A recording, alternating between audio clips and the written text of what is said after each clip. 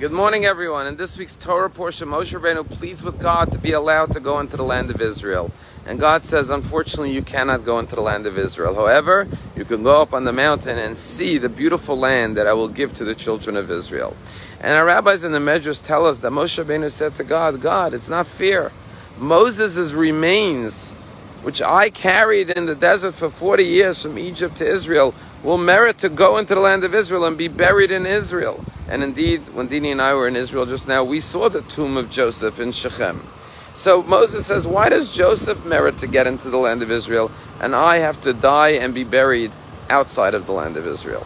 And in a fascinating response, God says to him, Joseph, who loved the land and identified with the land, will merit to go in. You who did not will not merit to go in. What does this mean? We find that when Joseph was sold into slavery, his master's wife Potiphar tried to seduce him. And when her husband came home, she accused him and said, that Hebrew slave you brought to work in my home. In other words, Joseph, even in Egypt as a slave, was proud to say, I am a Hebrew. I come from the land of the Hebrews, from the land of Israel. And subsequently, when he was thrown into prison, when he told the other inmates who he was, he identified proudly as a Jew and said, I'm a Jew, I'm a Hebrew from the land of the Israel. Where do we see this? When the butler tells Pharaoh that he knows someone who could interpret dreams, he says there was a Hebrew Jewish slave in the prison with us. Moses, on the other hand, when he ran away from Egypt and he came to Midian, to the well, the daughters of Jethro come home and they say to their father, we got home so early because there was an Egyptian man who helped us with our water and allowed us to go in our turn and not go to the end of the line as the men normally push us to the end of the line.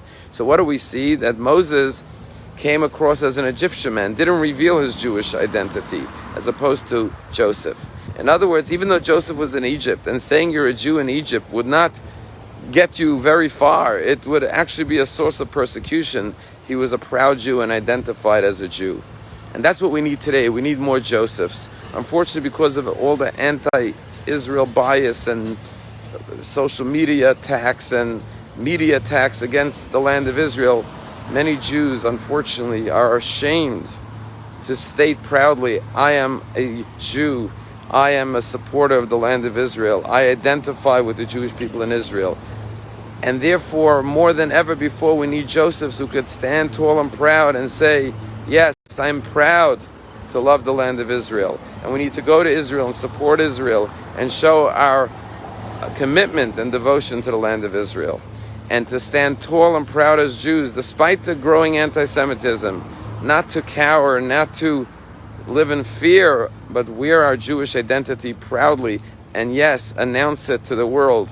And one of the most amazing things was when Daniel Pearl was abducted tragically in Pakistan, and we all remember the gruesome beheading of this Wall Street journalist.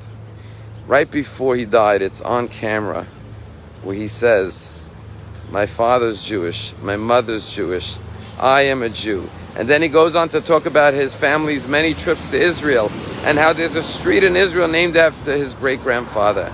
And right after that, they behead him. And you wonder, here is a Jew. He's in the hands of the most evil terrorists.